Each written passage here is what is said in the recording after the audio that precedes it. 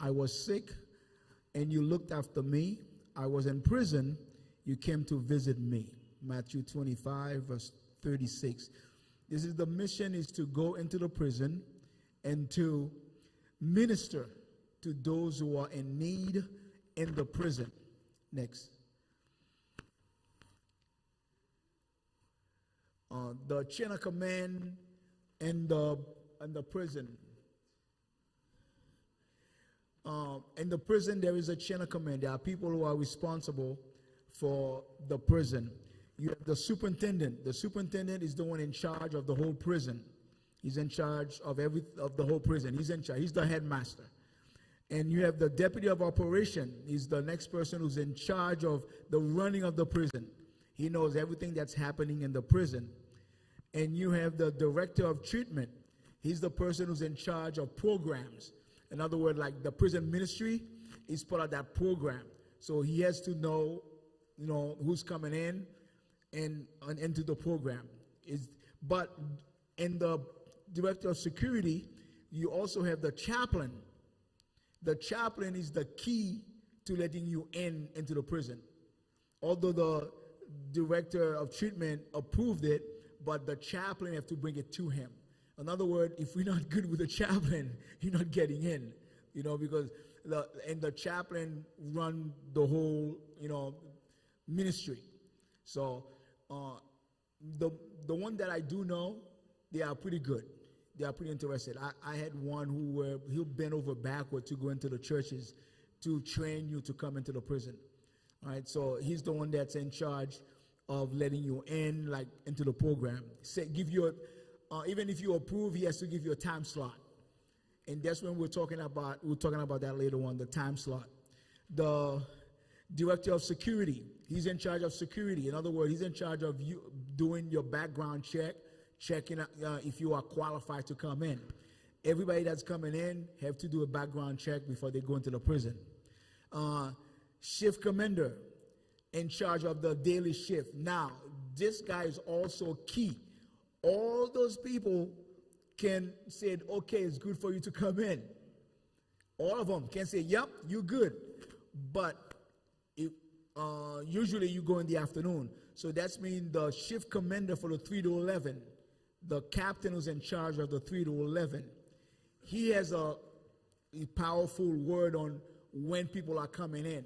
If there's something going on in the prison that he feels that you can't come in at this time, he's going to tell you no. And he's going to tell you if you have a complaint, take it to the next guy. He's not going to deal with it right now.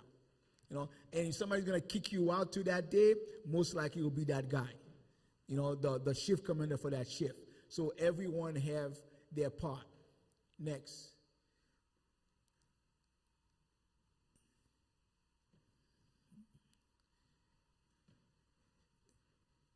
He has a mind of his own.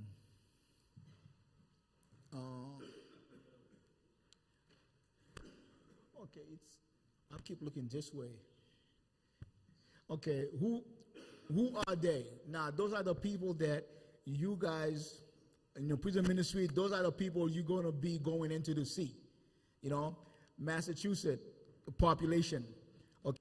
Federal prison is like federal crime.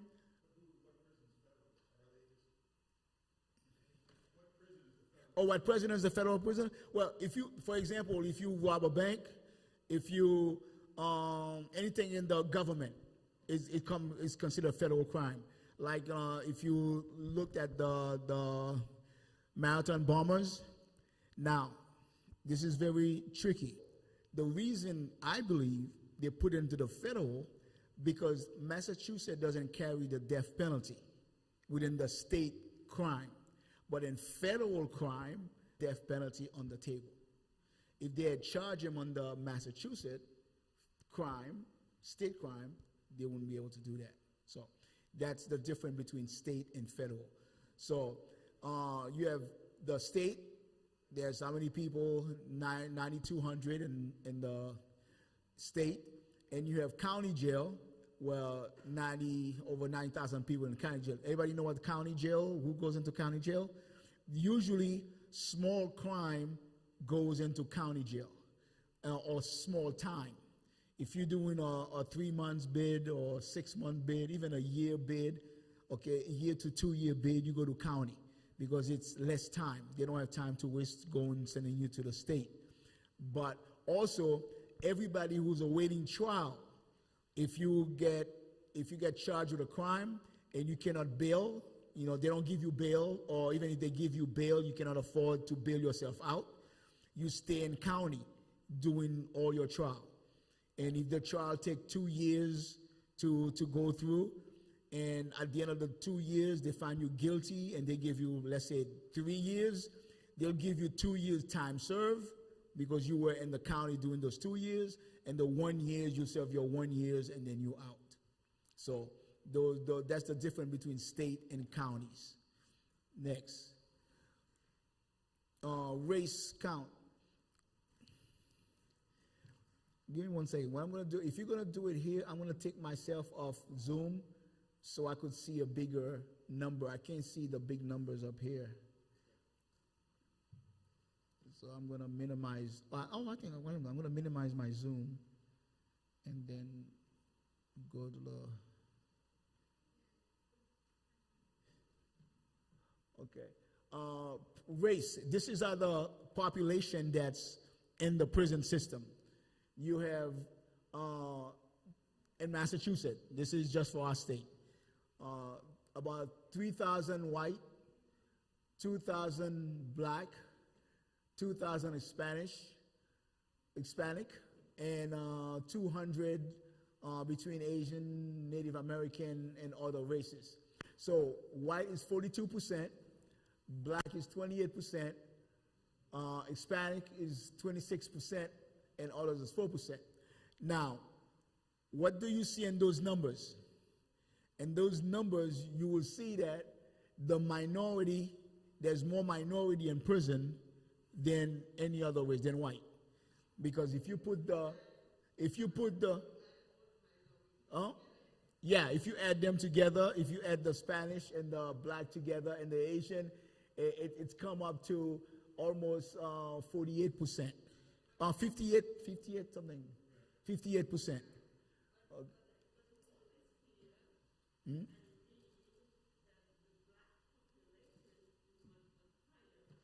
Yeah. Yes. Well, the black is not higher. The combination of both is higher. Yes.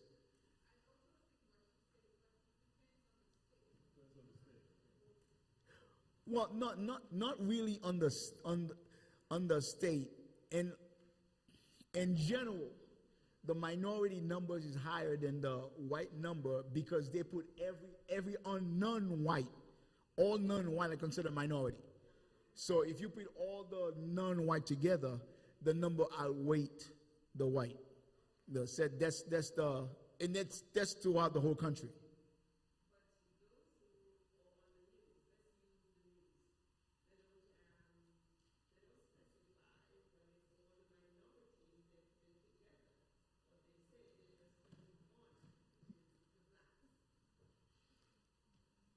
Well, it's a figure of speech, but when they say black, it's all minorities.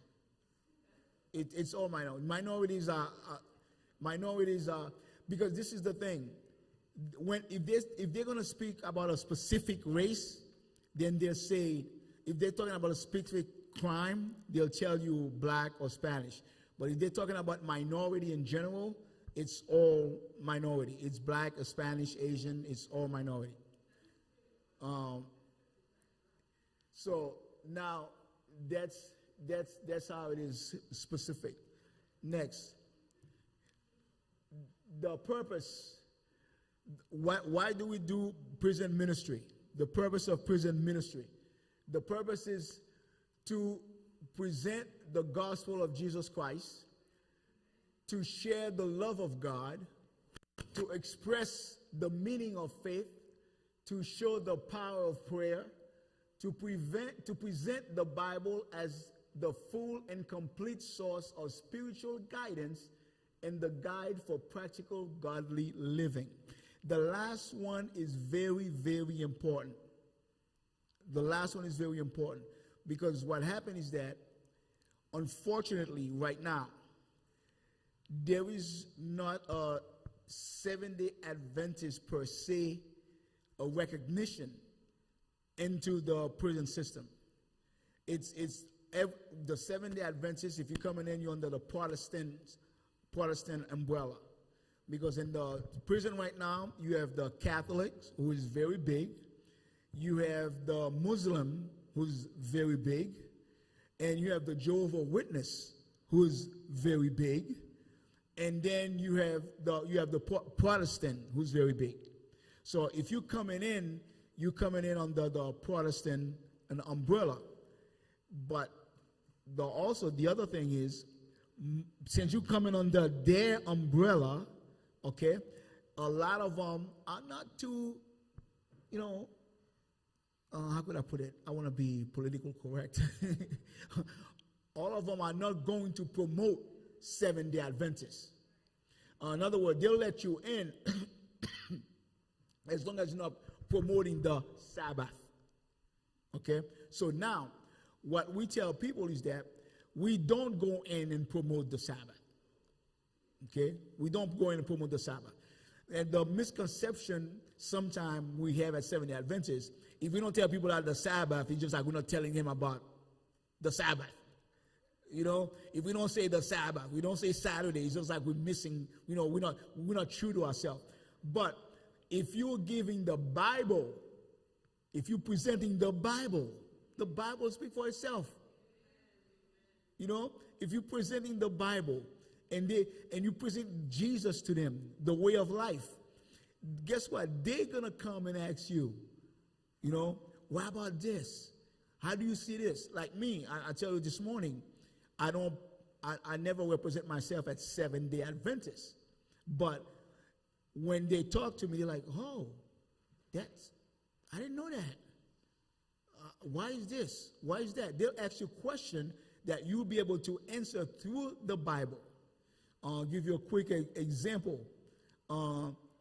Somebody tell me that they're not on the old.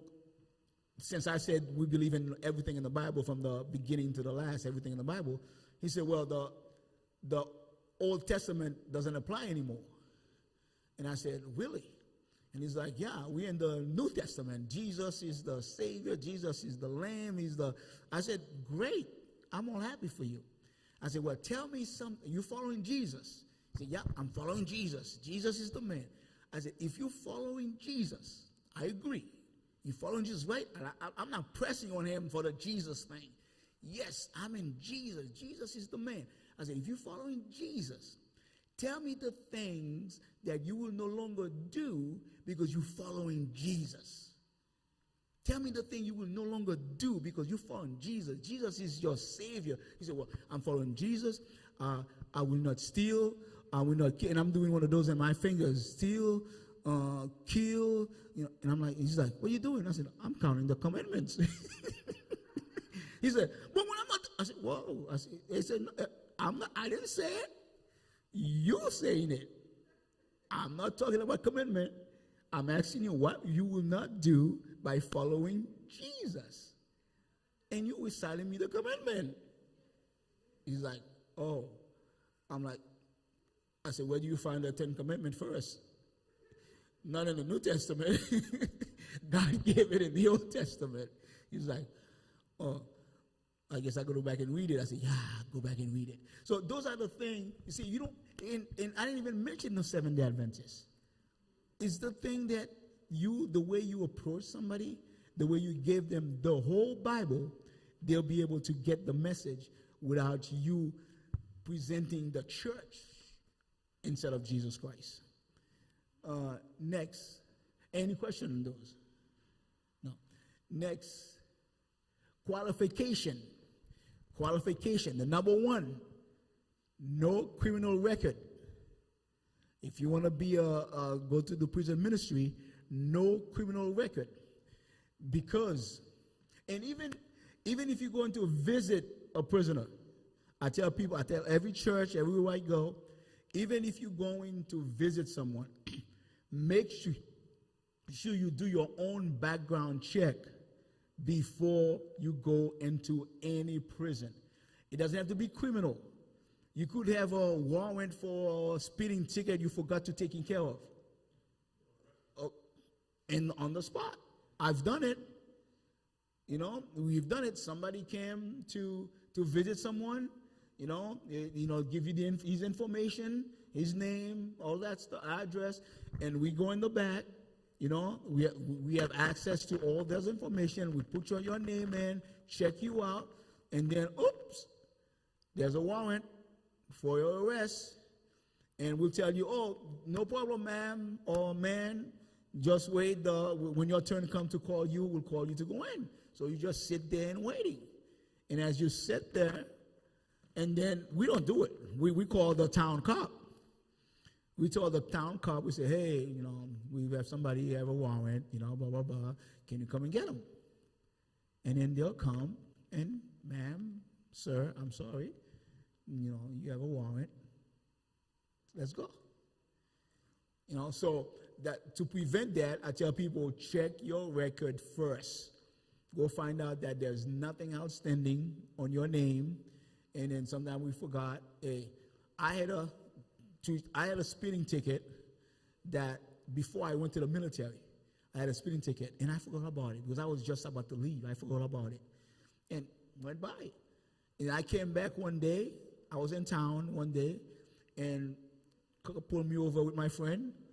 And next thing I know, hey, you have a warrant? I'm like, I've been out of the country for 2 years. How do I have a warrant? Oh, that was before you left. I didn't know. So always check. Qualification. Consecration, the first and no doubt the most important. You have to be consecrated into God before you go into the prison system. You just can't be, oh, I'm doing prison ministry. I've been in church for 20 years. I know my Bible. This is a ministry. People forget that prison, they call it prison ministry. It's not prison visit. It's not prison guest. It's a ministry. So you have to be into your ministry. You have to be, in contact with God, really, really into it to do prison ministry. Faithfulness, showing that you are constant, follow through with your promise to be at a particular place and at a particular time. Very important. If you do get into the prison system, those time slots are very, very important, and there's a lot of people waiting for time slot. If you finally get one, you have to make sure that you are there every week, that you're there for your Bible study. Every week. Now, what I suggest church to do is that have a group of people. Sign up, maybe you have 5, 6, as many as you can into your group. And then every week you assign somebody to go in there. Or have people on standby. If it's my turn to go this week and something happened, I cannot make it, I have somebody else I could call and say, I can't make it today, make sure you're in there. Sometimes you may miss one, but to constantly missing your time slot, they're going to take it and kick you out. And you may never be able to go back in again. Okay? Because if they kick you out in a prison, your name is sent to every other prison. So it's not like I can't go into this prison, I'm going into that prison. Nope, they kick you out of this one, they kick you out of every one of them. All right? So that's why your time slot, when you get a time slot and you have the people, have them ready to go in at the time that you have the slot for. Patient, having the ability to wait without getting frustrated or discouraged by any situation. Another thing, you could go into the prison, you have your program start at 6 o'clock. You get in about 5:30, you get in, they check you out, they're ready to come in. And then 6 o'clock, you're about to go in at 6 o'clock. There's an emergency in the prison. Everything got locked down. Guess what? You're not going in. Now, you sit there, now it's 6:15. Sometimes it may take 15 minutes. It's a 15, 20-minute thing. Sometimes it could be an hour thing. Sometimes it could be an hour and a half. Now, you've been there since 5 o'clock. Now it's 7 o'clock. You're still out there. 7:30. They say 7:30 you can go in now. And you're going in there for maybe half an hour. Do you want to go in? Yes.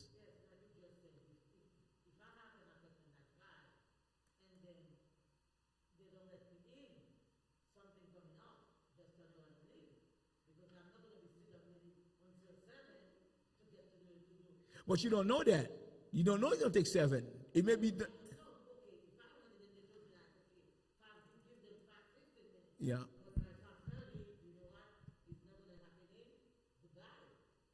Okay. You could leave. You could leave. They're not going to keep you. No, they're not going to say, no, because you're outside. You're not inside. If something happened while you're inside, they're always going to make sure, and it's going to, for example, another thing, you could go in there at 6 o'clock. You could be inside. But something happened as you in, something happened. They don't let the inmates out. You could be in the building that you're supposed to do your service. You could be in there by yourself with the officer. And then you're not going to be able to go out either. They're not going to say, you could go out now. Everything is locked down. You have to stay in there. If you're inside a prison and it took an hour for it to clear, you're going to be in there for an hour. If you're outside and it's taking an hour, you could leave, yes. But if you're inside a prison and everything is locked down, you're not getting out. Okay? Now, if the shift commander, again, he's the one in charge, if he deemed that your area is not affected with that situation, he could tell the officer, and especially if he need that officer, let's say he need an extra officer, he could call that officer and say, hey, we're going to shut down the programs, bring everybody out, because I need you. So now he's going to get people to escort you guys out. And then, it's done. So those situations, happen, whether you're outside or inside. If you're outside, you could leave. They're not going to penalize you for that. Say, you didn't come into your program. You just left. Perseverance. Prison ministry workers should work with the same perseverance and unflagging zeal that Christ brought into his labor. So, again, perseverance is like you could go in there and inmates are not getting, you're not getting to them. Or they're not listening. A lot of them use prison ministry as a way to get out of prison too. Okay? It's not because they want to find God. I'm being honest with you. Not because they want to find Jesus. Okay? It's a way, it looked good on their review board that they go to church every week. They're in the Bible study program. They're in reach out program. Listen, prison have 1 million program that an inmate can use to better themselves. Some use it for good. Some use it for bad. When I mean bad, it's just for them to get out and they don't do nothing else. When I do prison presentation for the youth, I haven't done it here. I have people that were in prison that come to my program, that come out with me. And I used to know them in the prison. And there were people in the prison that was like, they heard about my program, like, officer, when I get out, I'm coming to speak for you. Some of them I said, yeah, no problem. But I knew I would never call them. I knew they never called them. And one guy one time tell me he's coming. I'm coming to your program, and another officer was sitting to me. He's like, "You gonna get this guy?" I said, "Are you crazy?" I said, 6 months he'll be back in prison. I said, 6 months he'll be back. So why am I gonna use him out there? And then 6 months later, when somebody asks me, "Hey, where's that guy you brought in?" I'm gonna tell him he's back in prison. And sure enough, 8 months he was back. So he came back. He said, "Oh, I was out there. You never called me." I said, "Because I was waiting for you to get here." I'm not calling you. But there are some. There's a young man, Spanish guy. He went, and the prison that I am, they do. You could get your GED, BU. You could get a BU degree. I can't afford a BU degree, but you could get a BU degree in prison. He got a BU degree. He started his own ministry. Guess what? I invite them to speak. He come to speak, and I bring him to school, to Dorchester High School. I went to the school system. He come and speak to the school. They love him. He have his own ministry now. I have another one who opened, as a matter of fact, I have one who opened a halfway house for inmate. He was an inmate. Now he's going back to the prison and help inmate when they get out. Those guys have come out. I got video of them. I do program with them because they're doing good things. So I'm not just talking to you like, I'm working with them to help other people. If we didn't have the pandemic here, I would have bring them here too this afternoon to talk to you about the prison, how life was for them. This young man went to prison. He was 17 years old on second-degree murder. He did 17 years in prison. When he got out, he was 37 years old. When he got out. Now, I knew him when he said, he knew me when I was 17. I said, yeah, you were a baby. When he came in prison, I thought he was a kid. Now he's doing great things. So prison ministry have their purpose. So you have to be very enthusiastic. You have to really show care. Otherwise, they're going to realize that, and you're not going to get to any one of them. Next. Rules. So those are the rules that we apply, you're going to apply when you get into the prison. Respect the confidentiality of record and other privileged information, except of no information of a crime or abuse. Now, inmate, sooner or later, they're going to get comfortable with you. They're going to start to tell you about their life stories, okay? And they'll talk about, they feel comfortable, they could tell you about their life story. But be careful, because if they tell you anything that's criminal, you have to report it.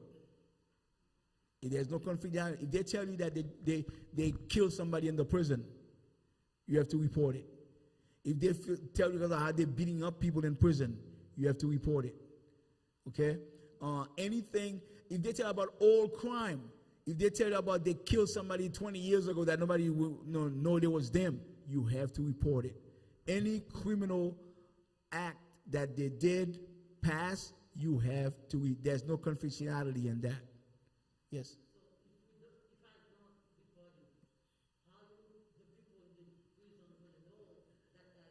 Oh, listen. Don't ever, I'm going to stop you right here. Don't ever make a mistake thinking that the prison never going to know what's going on. They always know. You know why? Because that same guy who's telling you about their problem, the first time they're doing that, we're going to get to that later on, they're doing that so they could get your confidence. The minute they ask you to do something and you don't do it, guess who's going to tell on you? Guess who's going to tell you? They tell you about all the bad thing they did and you didn't do nothing about it. That same guy, even if it's a lie. You don't know, you tell. Whatever they tell you that's criminal, you go tell. Even if it's a lie, they're trying to, you tell. Because if you don't, I want to give you an example. Inmate came to me and said, back then, they used to be able to smoke in prison. Now they don't. He said, Frenchie, he used to call me Frenchie in the prison. Frenchie, can you bring me a carton of cigarette? I said, sure, no problem. Just one carton? He said, yeah, one carton. Okay, can you bring more? I said, yeah, I could bring more. And he said, he asked me, how much do you want? I said, $1 million. They're like, $1 million? I said, yeah. Because after you rat me out, I won't have $1 million to live my life. Because after I bring the cotton to you, you're going to tell on me. And that happened in the prison. I have so many officers who get fired because they bring stuff for the inmate, and when the inmate asks for more, they can produce more. Guess who set them up? The same inmate. They don't have no problem wailing on you, because if they tell on me, they got 100 more CEOs they could go talk to. They don't care if I get fired. They're not gonna charge them more. So that's what you have to be careful. You are in there for a specific reason. Anything else they try to add to it, you report it. You don't go for it. Do not share any personal information. Do not make phone calls for inmates. In other words, the inmate will tell you, listen, I haven't talked to my mom in 10 weeks, 10 months. I don't know what's going on with her. You know, this is her number. Could you call for me and find out how she's doing? No. And they do that, you report him too. You don't do that. Because you do that one phone call, you're going to end up doing 2, 3, and more is going to happen. Then that's fine. You out there too. Remember this morning? The loss, he went out back for what? For 1. He's part of that guy. If he doesn't want it, he's part of 99. Leave him alone. Go get that one. You're going to find, because guess what? You're going to worry about that one. You're not going to report that one, right? And then they're going to kick you out for not reporting that one when you have 10, 20 others that's waiting for you. So which one do you want? You want that one kick out of the Bible study, or you not be there for the other 10 that's in there? Kick out that one. It doesn't worth it. Okay? Do not take anything from inmates. Nothing. I don't care if they give you a piece of paper or they make a card to say thank you to you. Nope. God will thank me. I'm here to help you out. Don't take a card. All it takes is one thing to take from an inmate, and it starts to add up. Because that's how it starts to get you confident. Oh, just mail that for me. Nope. Because next time they're going to put something in it for you to mail. Or they're going to ask you to take an envelope from somebody to bring it to them. So don't take nothing. Those are rules. You have to stick by them. Any question? Next.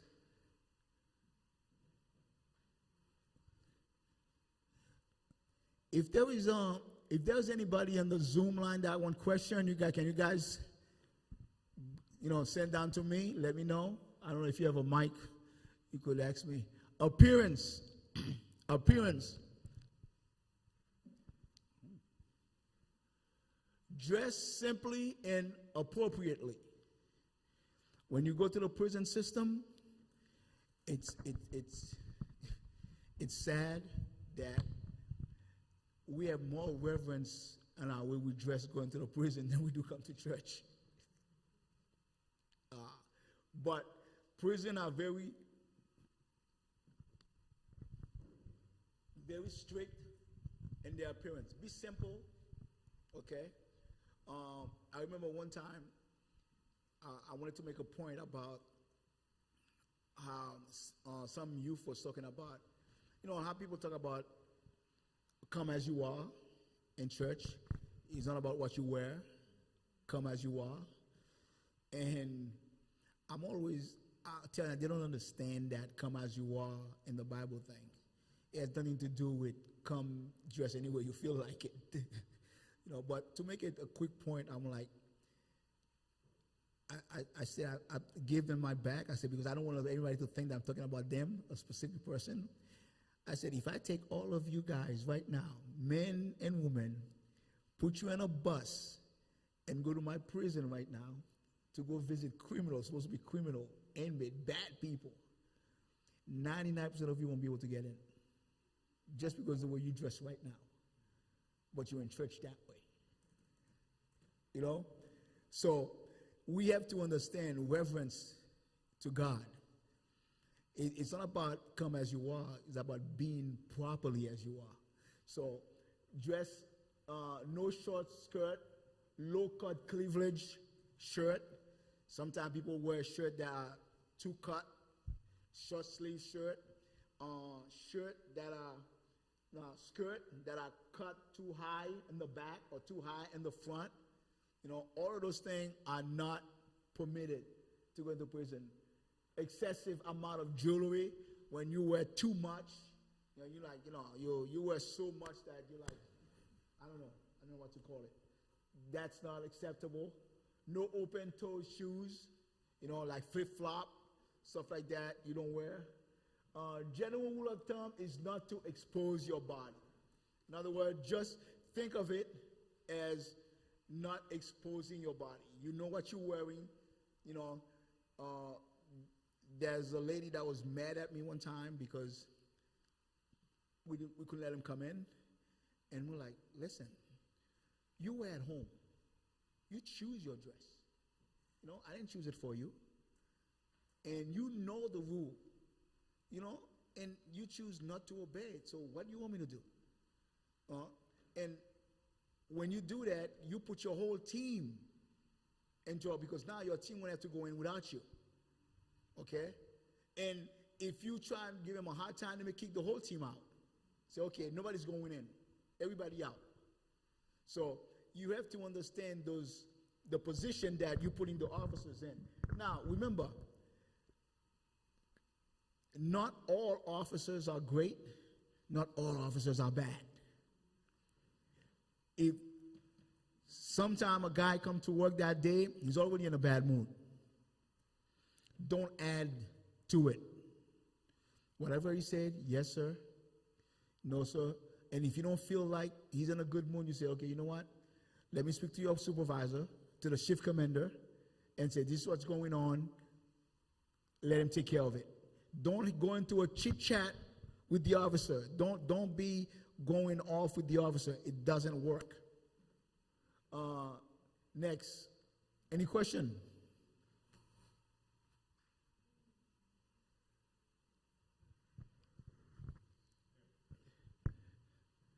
Female volunteer. Now, this is for my female volunteer. I do that all the time. That's very, very important. Female volunteer, no one-on-one with an inmate. In other words, you don't do no Bible study, no nothing one-on-one with an inmate. A male or female inmate. If you're going in that day, you're supposed to go 2 by 2, and then your partner didn't show up, okay? I don't invite you to go in. You could go in if you're doing a group session. If you're doing a group session, fine. You could go in and do a group session. And if they see you one-on-one, if they see you coming by yourself, some inmate may try to get you by yourself. Never do one-on-one by yourself. Never. With any inmate, female or male. No physical contact. No, sometimes we feel so good. We've been there so long with the inmate. We feel so good. You say, oh, how you doing? No hugging. No fist bump. Hey, how you doing? No high five. All of those things may look simple. May look like nothing to it. How you doing? Guess what? That's what they're looking at. How to get closer to you as female. And they will do all kind of things to get into your head. Okay? They'll tell you how important you are. And please, female, never talk about your personal life. And if you're in a relationship, never talk about that relationship. No matter how bad your relationship is, keep it to yourself because they're looking for women who have relationship issues. They're like, because guess what? They're going to start telling you that, oh, that man is no good for you. That man is this, that man is that man is that. And now they're going to start acting like they are the better man. Okay? Now, if you were my woman, listen, I would treat you like a queen. You in jail. But you got to laughing, but actually people fall for that. I'm sorry to say it, but it happens. So you in jail. Okay? But people will be like, oh, yeah, my husband, it was my birthday today, and he didn't remember to say happy birthday to me. Oh, happy birthday. Now you feel good somebody say happy birthday to you. it doesn't matter how bad. If you go into a bad relationship, don't go into the prison. Stay out, because they're looking for that. They could tell when you are, and don't report all inappropriate conversation. If any inmate have a conversation with you that you feel that's inappropriate, report it. Don't think of it as I don't care about him anyway. The guy starts to talk to you about love interest, and you're like, hey, I don't care. I don't have no love for him. That's not what I'm here for. You may think so. You may think you have nothing for him. I don't care how much he talked into you. You're not gonna. No, he start that conversation. Report him, because you don't want them in your group. Because it's going to start attracting more people. And people are going to start talking about it. Guess what? Believe me, he may have nothing with you. But just because the way he's cozy with you in the class or in the room, when he go back to the and you know what do you think he's going to do? He's going to tell all the other inmates, she likes me. She's into me, all the stuff. And the inmates always. And that happens, so you have to be careful. Any question? Any question? All right. Next, we don't have much to.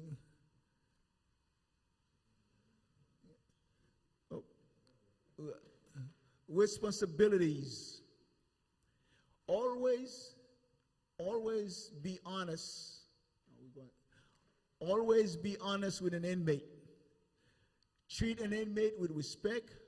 Talk to inmates on their level. Be professional at all times. Be a role model. So when you go in there, you have to have all those in your mind. Be honest with an inmate. If you have any Bible study you're doing, if you don't know the answer, don't pretend that you do. Remember, like I told you this morning, they're sitting in there, they're reading the Bible more faithfully than you are. They probably read the Bible 10 times already. They know a lot of verses, a lot of passage, a lot of way to ask you question, trick question, whatever. So if you don't know an answer or you don't feel comfortable with it, tell them that you'll get back to them. Because the minute you say something that's not correct, they're going to challenge you on it. And the minute you step into it, now you don't know how to get out of it. Because they're going to go with the next question, the next question, the next question. And if you don't have the answer, the word's going to start getting out that you don't know what you're doing. And you're going to lose them.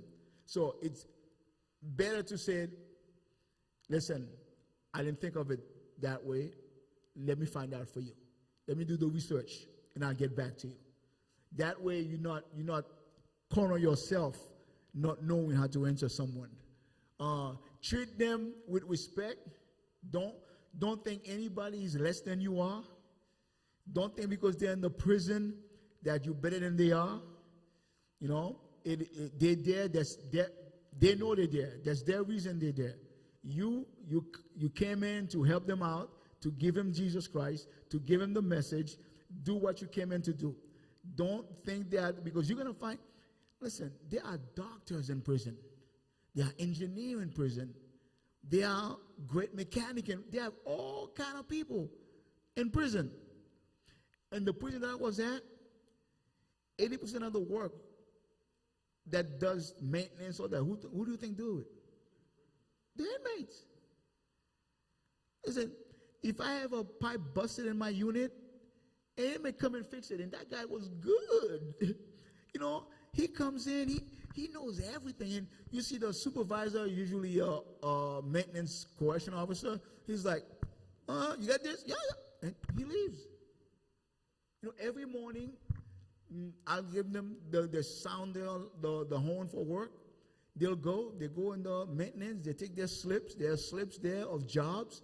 They pick them up. Okay, I need that tool, that. If I'm working in the tool shack, I need that tool. Give them the tool, and they go out to the work. And then they come back. So, for you to think that you could talk any way you want with them because they inmate, some of us forget that they were somebody else before they become an inmate. Doctors, I had a doctor, I had a dentist.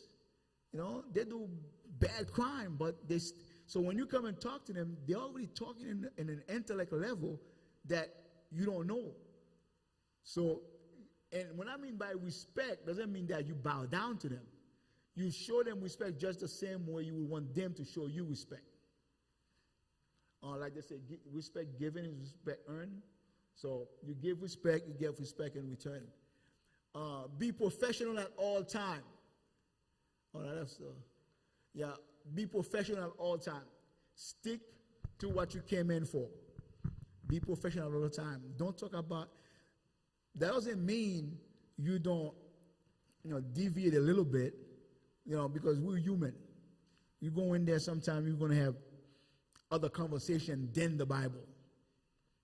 Somebody may ask you, like, if you're a sport fan, oh, you saw the Red Sox game yesterday?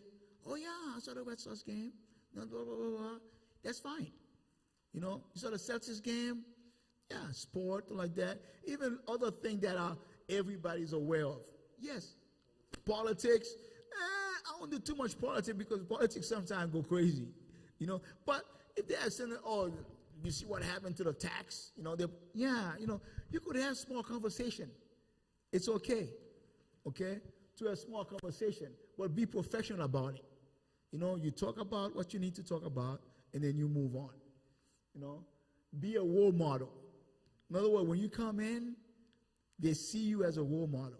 There are a certain way you act, a certain way you talk, a certain way you treat people, because those are the same people when you want them to, when they get out, to do the same. You want when a person go out to start treating people with respect, talk differently, act differently. So if you show them that, they'll be able to carry it on in return. Any question?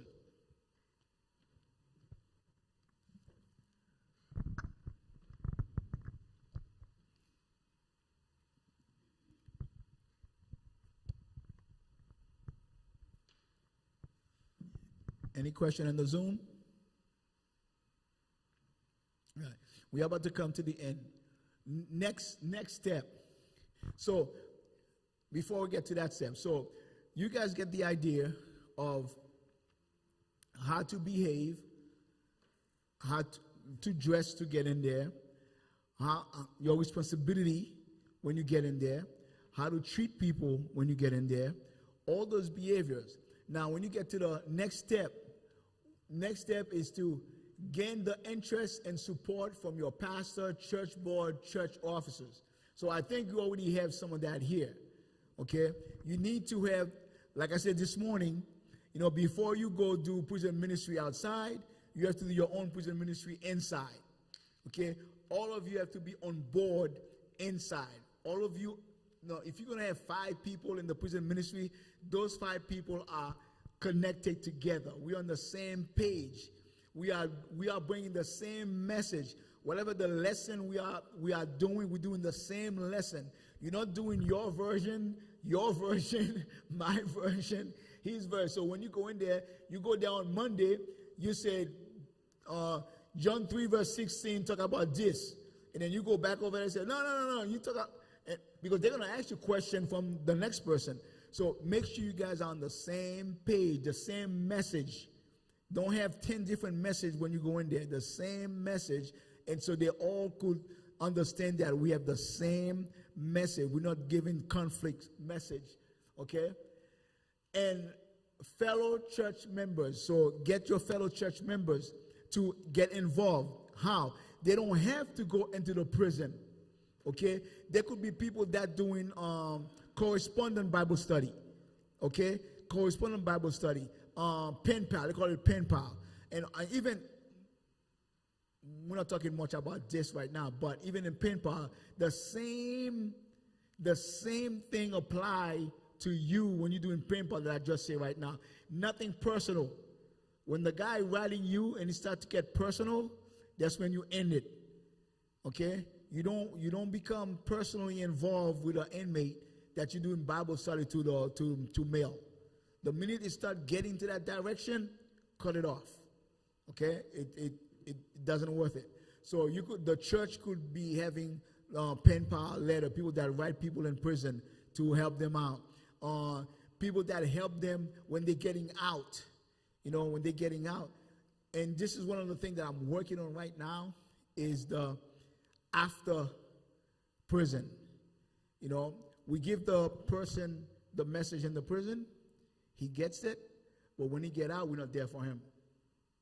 So he gets out, we're like, oh, where's your church? Because the thing is, we don't give personal information. We don't give your address, your home address, all that. You don't do that. Don't tell them where you live. No. You could give the church address. If they want to come to church, that's fine. But you don't tell them. And even the church address, we don't really, suggest first, because you don't know what the guy's going to come in. He may think now that he's out, usually he's a female. Now he got out, he may think now he has a chance now, and instead of coming to church, not to come to church to really find God, but come to church for you. So it happens. So even that, we tell people, don't even give the church. Don't do it. I know it sounds bad, You can't give us your church address, but you have to be careful, But that's what you have. That's why the people that doing the pen pal are not doing that's going in the prison. So you could pen pal from address to address, and you don't use your own. I use a PO box address, so it goes straight to the PO box. You don't ever use your home address for anything you do in correspondence with the inmate. Support from your church conference and union. Your church conference as a prison ministry, and the union as a conference. And the good thing for us in this area, the union is in our state. The union is right there in Lancaster. So if you need anything, the union does. Unfortunately, right now, your conference doesn't have a chaplain for the prison ministry. They don't have a chaplain. I interviewed for the job too.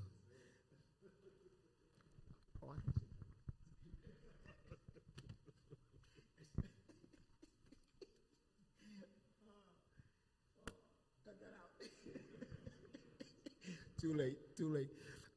Anyway, so they don't have a prison ministry chaplain right now because the chaplain, like you said, moved. So they're still looking. So I don't know how long they're gonna look, but they're still looking. But I did out of respect, because I don't do anything, behind people. So out of respect, I called the union and I called the conference and said, hey, Braintree are interested in prison ministry, and I'm going to do a pre-training for them. Is that okay with you guys? Because I don't want people to think I'm stepping on there too. The union had no problem. They're like, oh, that's what you do anyway. Okay? I didn't get an answer for the conference. So anyway, I'm here. Yes, but if you're going to do it, make sure you contact your conference. Now, if they don't want to help, that's fine. You could do your own thing. Okay? If they don't have, that doesn't mean you cannot do a prison ministry if the union doesn't say it's okay. That's not what church is about. Okay? If you want to do a prison, as long as you do it right, you follow the proper procedures, you contact the proper person to do it, and then you could do a prison ministry. Training and clearance from the prison chaplain. So now this is the last step. Like I said, the chaplain, after we do all this, now you understand you're still interested in becoming into the prison ministry. Now I could give the chaplain the okay, and I said, you are chaplain, they're ready, they want to do it, okay? Because he told me to call him in a couple of weeks to see, because they are people waiting to come in, but he wants to find out, because of COVID, there's so many people that left, how many are coming back? I'm hoping a lot doesn't go back so that you guys could have a chance to step in, because that's the only thing he's waiting on, who's coming back, and to see how many opening that he has. So that's where we are right now. Any question? What can you give to the prisoners? What kind of, can you give books? Can you give food? What can you give? No food. No food. But you could bring book, but the book have to go through the prison. You have, if you come in with pamphlet, you could come with the little pamphlet, and then the prison have to approve it, that, oh, it's okay to give out. If they don't approve it, you cannot bring it in. You know, that's why I tell people, pre-approve stuff. Talk to the chaplain. If they're the chaplain, yeah, I have those things I would like to bring in. Can you pre-approve them? He'll pre-approve them, then you will send them to the prison. The prison will check it for contraband, because everything that comes into the prison has to be checked for contraband. They'll check it for contraband, and then if it's approved, then they'll leave it in the prison for you. When you come in, then you could pass it on to the inmate. We do. You are able to pass a pamphlet. Like I said, the Jehovah's Witnesses are in there. They have pamphlet. They have pamphlet, but it has to be pre-approved. As long as it's pre-approved, you cannot come in the same day with stuff and say, "Oh, I'm bringing this for the inmates." No, it doesn't work that way. You know.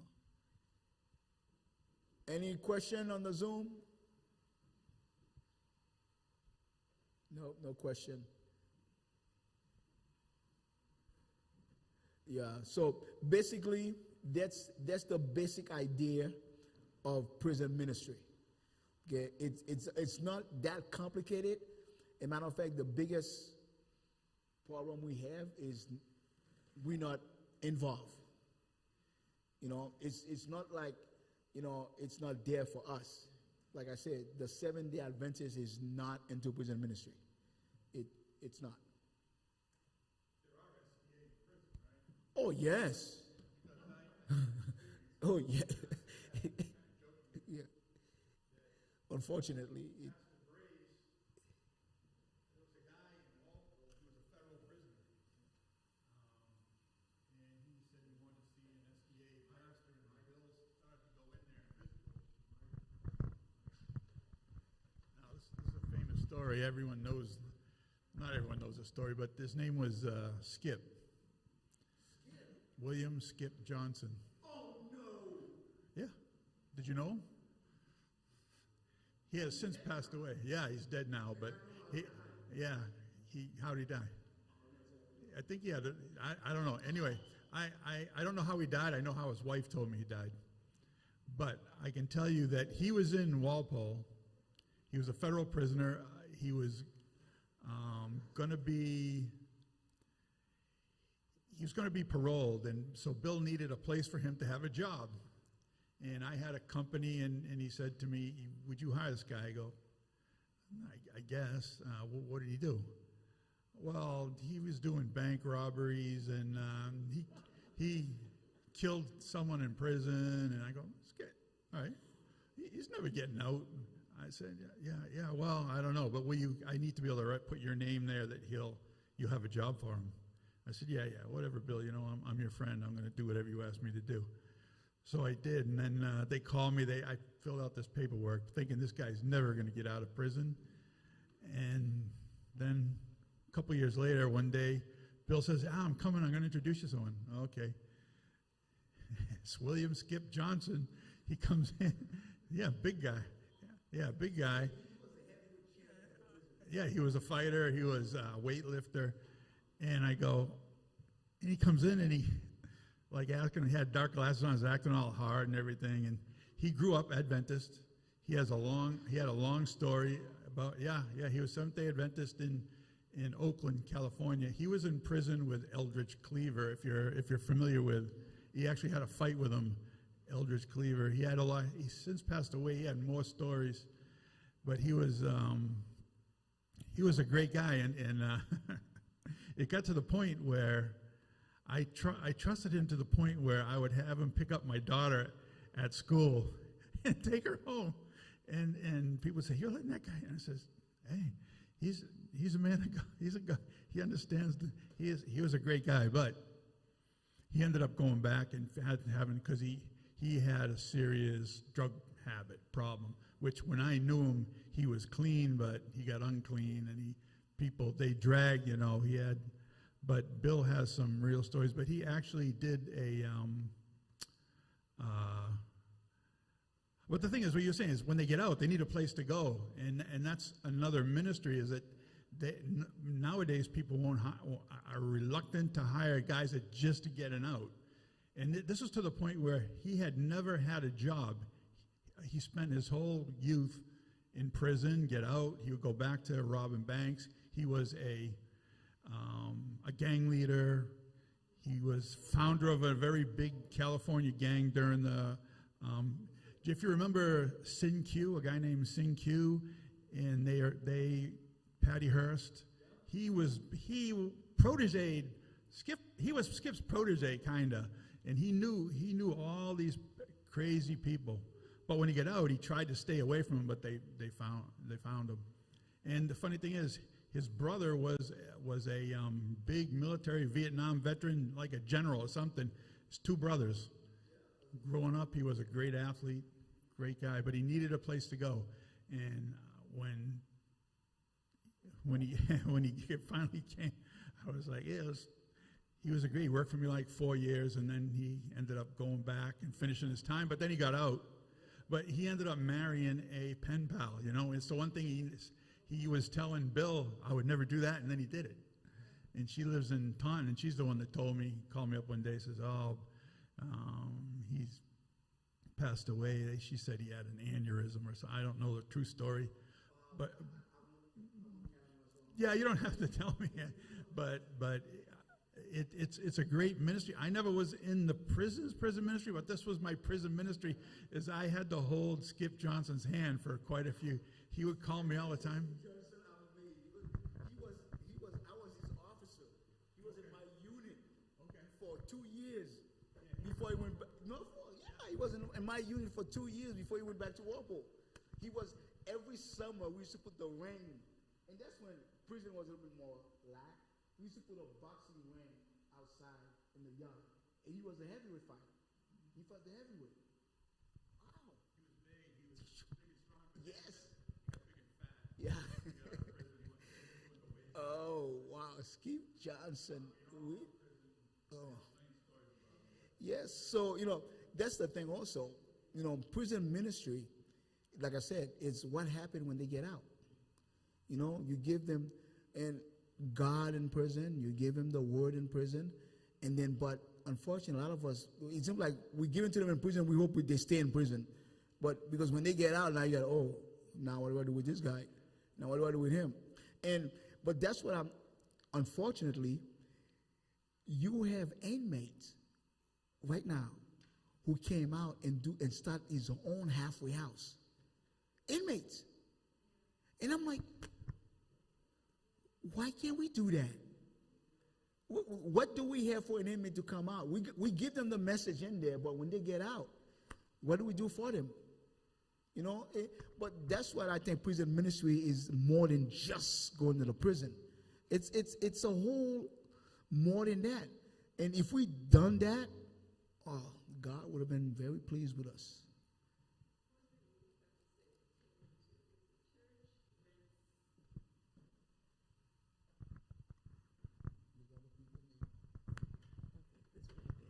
Thank you. If the church rents, let's say, an entire building, I'm not saying Braintree, but any church, and when they come out, they have a place to go to. Have you ever known of any other organization that may have done this, or is this feasible? Yes, it is. That's what I was just saying, the halfway house. They call it a halfway house. Like I said, there was an inmate, Maldonado. Okay, I have him here. He comes and speaks in my program. Maldonado. He was in and out of prison, in and out of prison. And then one day he decided that he had enough. He cleaned himself, and then he started going to church. He started doing the Bible. He's talking to me. I'm talking to him. He's learning. And he got out, and he said, I'm going to do something for the people that inside that doesn't have any help. And the first little house he opened in Worcester, Matter of fact, he invited me. Now I could say it publicly because I don't longer work for the DOC anymore. I was the only correctional officer that was there. The mayor of Worcester was shocked. He said, "You here? When you get in trouble?" I said, "I don't care. The man is doing something positive. You know, why would I want to help him."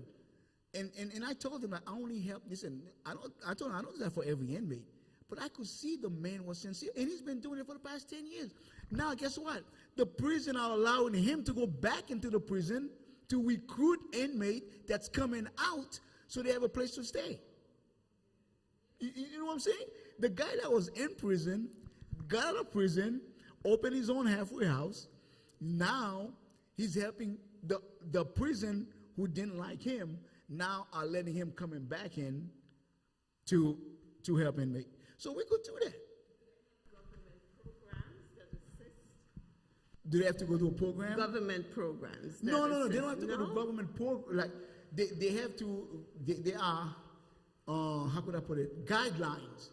Okay. Okay. To open a halfway house, there's a guideline. We have to follow the guideline. So the government doesn't help in this situation at all. Help in what and how?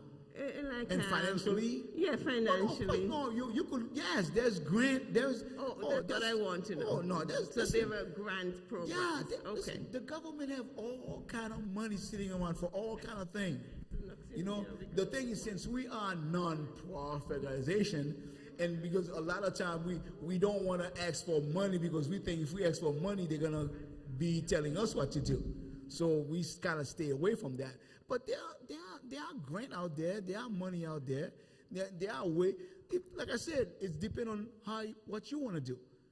If you have a building, you have a thing that's sitting around, you know, you want to do something with it, you could do something with it. You know, the union was thinking about it. You know, as a matter of fact, this is what I heard. The union was thinking about opening a halfway house, right? And they're in a meeting talking about it. The president was there. They're talking about it. I laugh every time I heard that story. I wasn't there. They're talking about it, halfway house, and then some lady that was sitting across from one person, and the lady said, "Listen," raised her hand. She said, "Listen, I know the guy for that job. You know, what's his name? He goes to church in Rhode Island, something like that, and he's talking, and there are two people that are listening to her, and they're like, 'Oh my goodness.'" She said, "What? That's what we were talking about. We were talking about that this guy would have been the right guy for that job." They're talking about me. And guess what? They never did the job. So they have the idea. They know what needs to be done. And that was 2 years ago, that meeting. So I don't know. I don't have the fund to start a halfway house. But if I could, I would. Because if church want to put together and start a halfway house to help people coming out, those are the things we could do. Those are the things that really help prison ministry. So when you go into the prison ministry, you talk to the inmate, you are telling them you have a way for them. Now we don't. That's what I do prevention. My little part of prison ministry called prevention. And my prevention is for the youth. I do this for the church, but my prison ministry is mostly for the youth. I want to prevent the youth to go to in the prison, so I don't have to go to prison ministry for them in the prison. That's my ministry. Prevention. Like young men like that, stay out of prison. I do prison. I bring them to the prison so they could see what's going on in the prison. That's my part of that prison ministry you're talking about, so that when they don't go in, and then I have to go give them prison ministry, I would have do them out here and prevent them from going in. One of the questions they kept asking me, the women in the church, can they choose to go only to women's prison? Can they want to minister only to women? Is that possible? As long as there's a slot open in that prison. As a matter of fact, we recommend that women go into the women prison, not the men. Because the same thing that happened to women into the men prison, the same thing happened to the men in women prison. The woman will do the same thing, trying to get to you, and then for you to do things you're not supposed to do, and then get you in trouble. Same thing. So I would not recommend a man to go to a woman prison. A woman, sure, but they won't go by themselves. It's always 2 on 2, to make sure that everything, they are protected. So they only give you one slot? Is that what, for every prison, they only give you one time? No, like I said, it depends the availability. And who's willing to do it. For example, they could say, oh, I have a Wednesday, Thursday slot, 7 o'clock. Can you do both? Yes, you got it. But if you only could do one, you get into one. It depends what the slot and how many, if you are available to do them. And you could do it. Okay. One of the questions we get so often is just, can we just do it? Sometimes we don't do Bible study, we just go and pray with them. That's your time slot.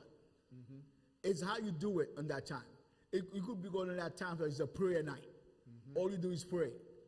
It could be a night of testimony. They just do testimonies. Or then you do Bible study.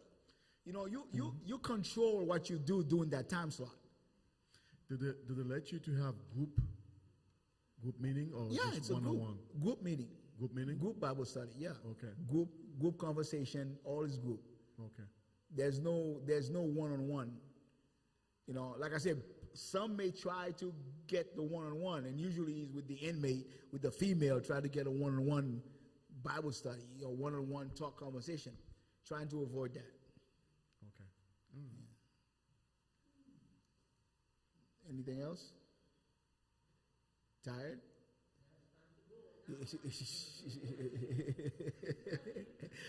Hey, I'm making sure you guys got all the information, So, yeah, and then I break it down for you guys to the simple, thing that you need to know, so that when you're ready to go in, they're gonna do an extensive training, all the detail, how to perceive the inmate, how to talk to the inmate, all that stuff, your background check, they're gonna do all that.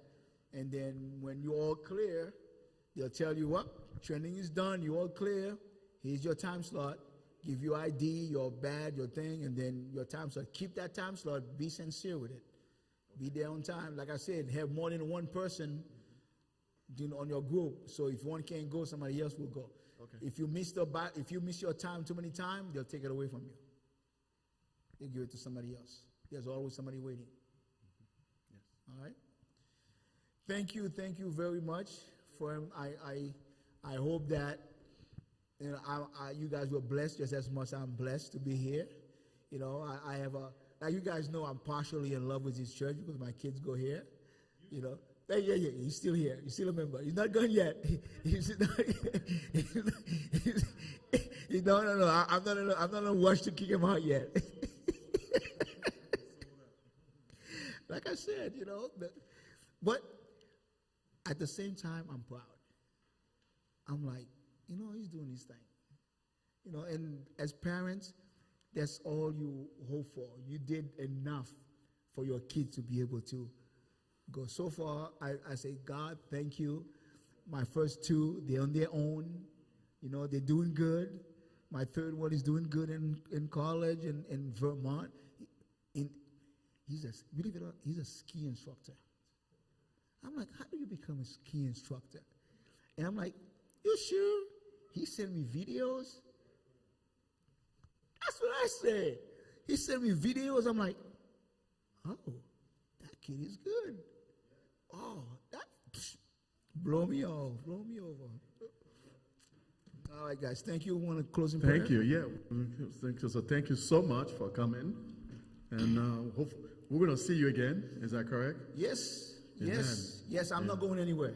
I'm not going out of state yet, unless they buy me a house down there. No. What? Texas sound. Listen. Texas sound. I was there, man. You like it? Oh no. Listen, the only thing I didn't like, it's muggy over there. Yeah, it's muggy. Oh, it's raining and it's still muggy. And I'm like, that's the only thing I didn't like. But it seemed to be the place to be now. I don't know. Everybody, so, God knows. But I'm not planning anything. All right. Well, thanks again to all of you, those on the Zoom also. So we're probably going to have another further training, further stuff. We're going to be talking. We're going to try to create a group, people to volunteer for that ministry, and then we can move forward in that spirit. So let us stand so we can pray. Dave, would you pray for us?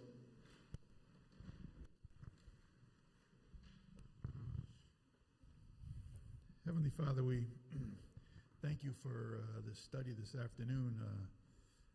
Prison ministry is a tremendous advocation. We know that our own brothers and sisters who go to churches, they go to Adventist churches, they struggle and end up in those kind of institutions, and they need our support along with the other people that are in. Lord, we thank you for Brother Francois bringing the message to us today, and hope that the program that we get going here will be good for the people who do it and the prisoners who get to meet those people. We ask this in your son's name. Amen. Amen. Thank you again.